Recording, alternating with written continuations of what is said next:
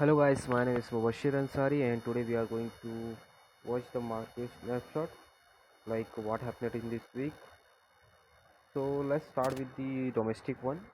What happened in the market at the domestic level, I mean Indian, what happened in the Indian market. First of all, the Fetcher raises the India growth forecast to the 6.9%. Initially, it was they were estimating that it will be around 6.5%, but it was now they have put it forward by the 0.4%. That means they are bullish towards the market. We can say that because if they are increasing uh, their expectation about the growth of Indian market, then it will be a very good sign for the overall market, right? And also, uh, and the India will as we know that currently India facing the Trump tariff, like I mean, because of that the stock market has gone too much below because of this all this trade war. So now India start as we know that recently the finance minister announced that the government now is now going to support the packages for exporters affected by the 50% tariffs, right, imposed by the US. It matters because the exporters in sectors like apparel, gems and jewelry, which are export heavy uh, industry, then industry. So basically, they are gonna too much affected by this Trump tariff. So it has to be supported. So now government is saying that they are going to support these sectors. And the FIS continues net selling. As we know that the FIS continuously selling in Indian stock market, which is very bad for the Indian stock market as well as for the our rupee dollars because uh, conti- uh, because of the dollars are continuous outflow because they are converting towards the dollars, which increase the demand for the dollars and reduce the demand for the INR, right? Which depreciate the INR if we compare with the US dollar, right?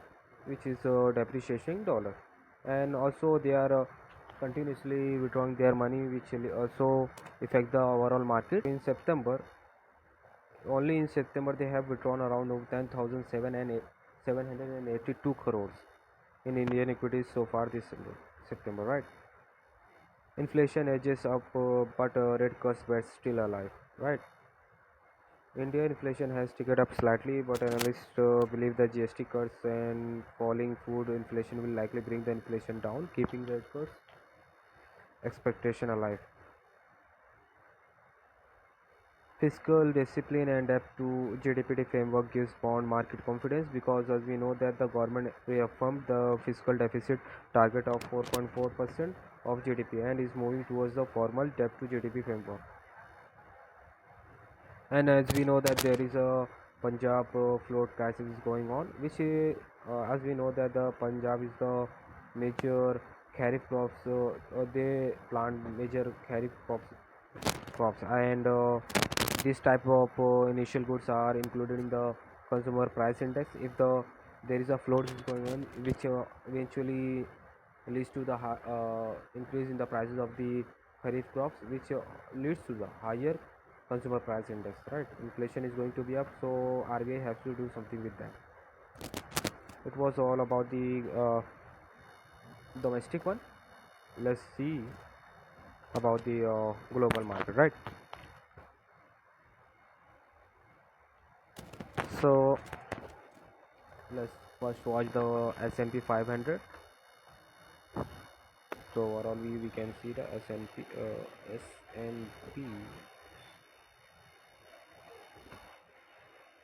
looks like my net is slow.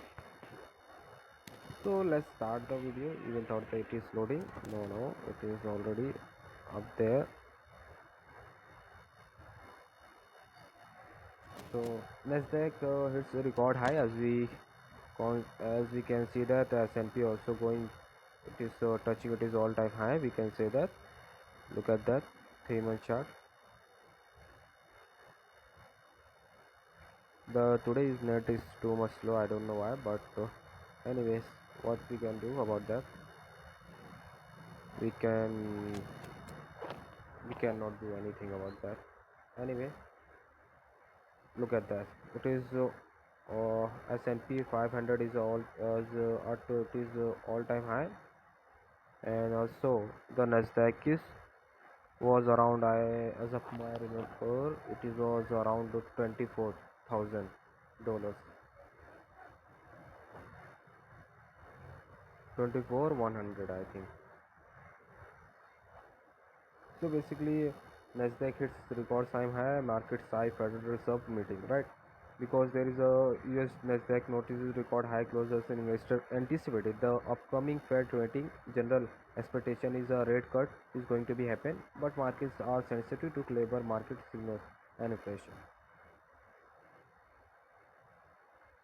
As we know that there is a global growth upgraded, but the US slowdown is still a concern because fintech upgraded global growth forecast to 2.4% to 2.2%, which is a major drop on starting strength in the China and Eurozone, but flagged US weaker momentum. It matters because the balanced global growth has resources, commodities, trade, but weakening US may reduce the global demand and affect the equity markets. And there is also US India trade tension easing toss is going on, which will can uh, be positive and also can be negative, but let's to be positive, and I think it will be a good for the entire nation as it is creating too much noise. I mean, as we know that there is a because of the tariffs, too many industries are going to be affected, which is not good for the any country. And let's see the crypto market, what's going on in the crypto. I mean, BTC crypto is dominated by the BTC, as we know that it is around 47%. BTC is having around 47% of dominance in the crypto market, right?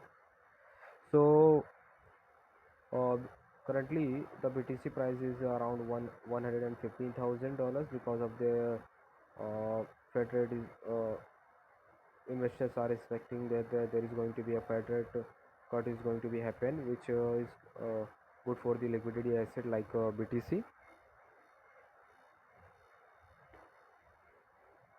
And also India crypto platforms throwing in regulatory grave zone features preferred over a spot.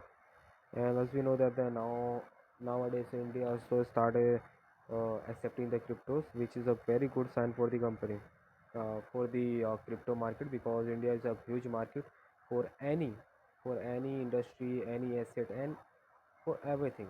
If someone wants to be success, he has to do business in India, right? So it was all about the market. Overall, it looks like quite conservative. We can say that it is a sideways market. We can say if there is no negative major news, no positive major news, it was like a neutral news. It is going to be happen. So, but Nasdaq and S&P 500 is making their all-time high, but there is a still a concern of the US tariffs and all. So, thank you so much. Have a nice day.